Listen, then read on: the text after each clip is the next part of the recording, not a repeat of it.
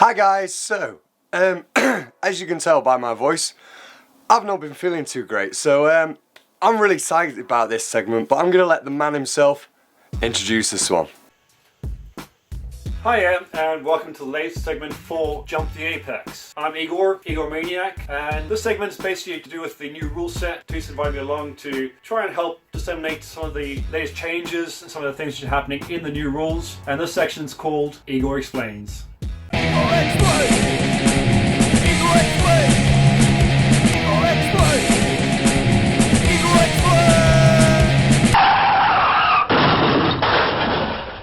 So, let's not hang about, let's jump straight into the questions. First question from Tomahawk Banks. He asks, what impact do you see the skate any direction to the penalty box rule having on the game?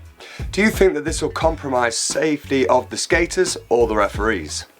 Over to you, Igor. So the rule change is that skaters may enter the penalty box from any direction. I think it's a good rule change. I think it is one of those things which I always found quite a weird rule to have, the point of no return, where if you got a penalty just past the point of no return, you have to skate past the outside pack referees to go all the way around the track to then go to the penalty box. Whereas someone who got a penalty just before the point of no return went straight to the penalty box.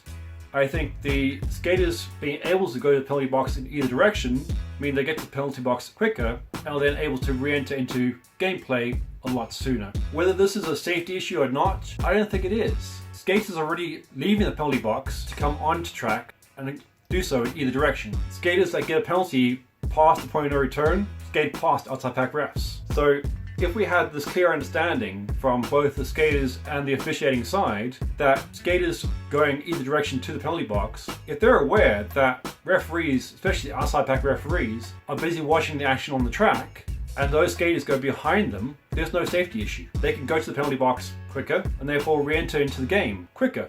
Obviously the interactions will happen, but this is where communication is key. I think safety's always been the top priority in road derby. We pretty much have to be aware of each other and help each other out. Again, this is down to communication. So the interactions and communications which are coming between the skaters and officials are now more intrinsic, making sure that the game happens and we have nice game flow. Safety's always been an issue, but as long as we have communication, as long as we are very aware of what's happening on the outside, it shouldn't be an issue. Skaters are leaving the box in either direction, they should be entering in the box in either direction. It should be in a calm manner, and as long as skaters are aware of referees, it won't be an issue. I think it'll be a good change. Let derby happen. Question 2. So, Fenner wants to know, before, when performing an apex jump, if he took off and he knew that he'd cut, he would fall onto the track and then he would crawl off the track. Does the new cutting rule mean that he can now stand up and skate off the track? What do you think, Igor? So the rule change there is that skaters can see their illegally gained position by immediately exiting the track and re-entering behind everyone required. The key word there is immediately. So if the jammer leaves the track immediately, they then did not gain position and thus there's no penalty. I'd rather a skater stand up to remove themselves safely than for them to crawl around on the track trying to get out of the way of oncoming skaters. If they stand up to exit the track, it's safer. If they're crawling across the track as the pack coming towards them, that's not very safe. If they stand up and look around, that's not immediately exiting the track. If they stand up and then skate off, they have immediately exited the track. If they have ceded that position, it's not a penalty. So, question 3 talks about the flow of the game. Now I know that you love this phrase, Igor. I love this word, the flow of the game. He loves it. Anyway, so Doug wants to know, the latest release of the rules favours the flow of the game, so helping to avoid cutting penalties, the resultant power jams, with the ability to yield, and quicker penalty turnarounds. Now skaters can report to the box in either direction. So with more 5-on-5 play and fewer power jams, how do you think the game and teams will or should change in response? Will it draw more of a crowd or be more successful? And will it reduce blowout scorelines? Back to you, Igor. These are really good questions, Doug, and I think the going to the box in either direction, obviously they then enter the game a lot quicker and we have less of the one final blocker on track. So there's a change in the new rule as well with regards to two jammers entering the box at the same time. They now release at the same time rather than having to wait 10 seconds. With the new rule set, with the 2017 rules, I like it. It promotes the game flow, it promotes communication. I think it's where Derby should be going. With regards to how Road Derby is being interpreted by the crowds, I think there's less prior knowledge required for the new rules. So I think for the audience, it means that there's more Road Derby happening on track. I think that means that we have a better understanding of what's happening on track when you don't need to really know the rules. How are the teams going to change in response to the new rules? I think there are quite a few changes already happening with regards to the yielding cuts, with regards to the entering the box in either direction. I think they're all really good tactics in terms of ensuring that we have more skaters on track, we have more 5-on-5 play and fewer power jams. I think that it promotes a better viewing pleasure where you get more audience being able to understand the game. It also means that with more skaters on track, we have a game happening, we have game flow happening. How do I think that the teams will change in response to this? There are also quite a few tactics already happening. We've all seen the tactics happening over the 2016 season, and I think with 2017 there's going to be less power jams and therefore less what you call blowout score lines. How this will impact in terms of rankings, and how this will impact on the way that jammers, instead of having that passive offense, will have better tactics coming through, having a better game happening. So, question 4, and our final question of this week's segment, comes from Alex Wild. She wants to know, stashing the star is no longer allowed.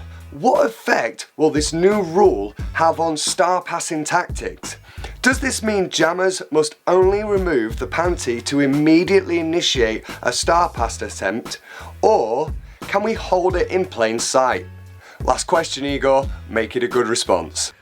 This is a very good question, and one which I'm really happy is coming into play, because the whole reason why a jammer will hide the star is trying to see the opposing team. The problem is that when you are hiding the star, you're also not really helping your jam referee or helping your officials. So the rule is that the star may only be carried by the jammer wearing it on their helmet, or by that team's jammer or pivot holding it in their grasp. The jammer and pivot may not hide the star, i.e. putting it in a pocket or hiding it in a uniform. So it's pretty obvious when an intentional attempt is being made, like trying to scrunch it all the way up. If you take the star and you try and scrunch it up as tight as you can into your hand, you'll still see part of that star. So what is interpreted as hiding the star?